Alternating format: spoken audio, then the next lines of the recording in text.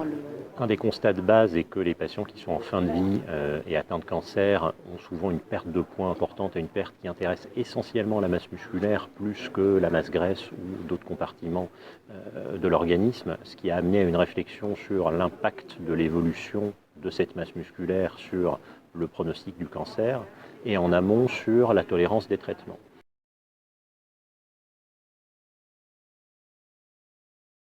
On s'est rendu compte que les patients qui avaient peu de masse musculaire ou qui en perdaient en cours de traitement avaient un moins bon pronostic, vivaient moins longtemps que ceux qui à stade égal avaient une masse musculaire qui était plus importante. D'autre part, on s'est rendu compte que les patients qui avaient une masse musculaire faible avaient plus d'effets secondaires, d'effets indésirables des différents traitements, qu'il s'agisse de chimiothérapie conventionnelle ou des traitements plus récents qu'on appelle thérapie ciblée. En conséquence, des travaux ont été conduits pour voir d'une part si cet impact se retrouvait dans les différents types de cancers, et ça a l'air d'être relativement universel, quel que soit le type de cancer considéré, que ce soit les cancers du poumon, les cancers du tube digestif ou même des maladies plus rares comme les sarcomes.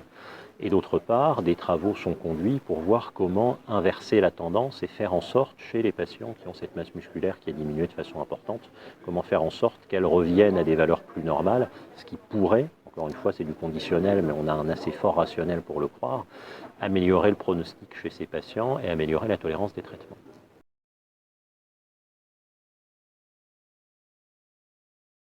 Alors, on sait que chez les patients qui ont une masse musculaire plus faible, on a d'une part assez souvent une exposition aux médicaments qui est plus élevée, c'est-à-dire à dose égale des concentrations circulantes de médicaments qui sont plus importantes, parce que le médicament n'est pas éliminé de façon normale, parce que la perte de muscle modifie la vitesse à laquelle on métabolise les médicaments au niveau du foie ou la vitesse à laquelle on peut les éliminer par voie rénale. Trop de médicaments dans le sang, ça amène à des effets secondaires.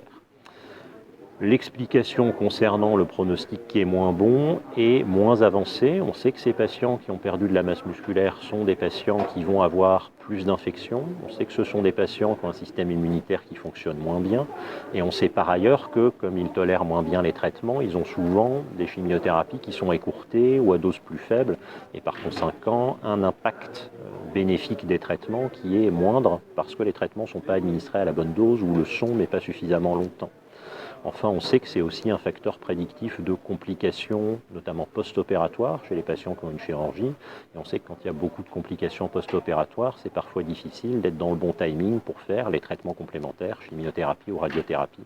avec potentiellement un impact, encore une fois, délétère sur le risque de rechute de la maladie.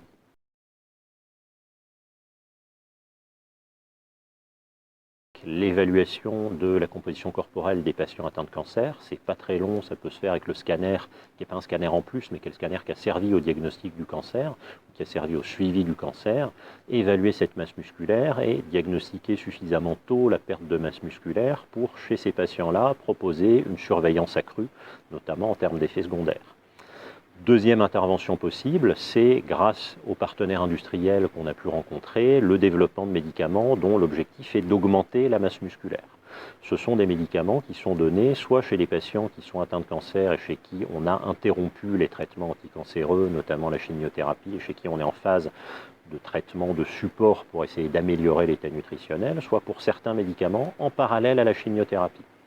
La chose qui est intéressante sur le développement de ces médicaments, c'est que quand on les donne seuls, l'efficacité est extrêmement faible. Et on observe une efficacité de ces médicaments qui sont censés aider à reconstituer le muscle uniquement si les patients ont une alimentation adaptée,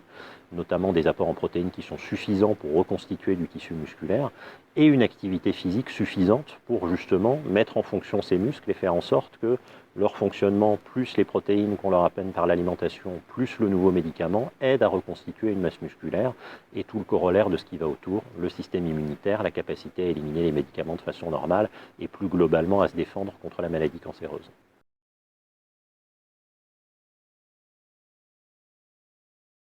L'évaluation systématique de la composition corporelle et notamment de la masse musculaire n'est pas pratiquée en routine, que ce soit dans des établissements français ou à l'étranger,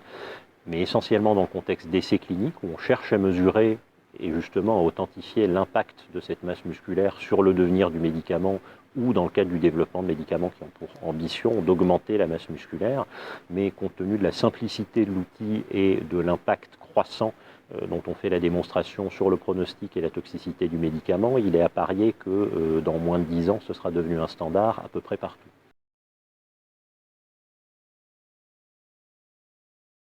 Il y a effectivement un bel avenir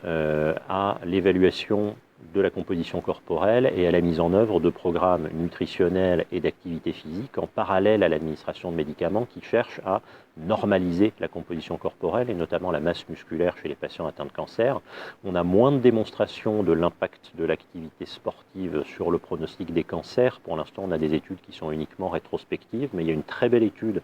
prospective à large échelle qui est en cours au Canada, qui changera probablement notre vision de la chose et définira un petit peu mieux quelle est la place de cette approche en plus de ce qu'on peut apporter en termes de traitement complémentaire à la chirurgie, que ce soit la chimiothérapie ou d'autres approches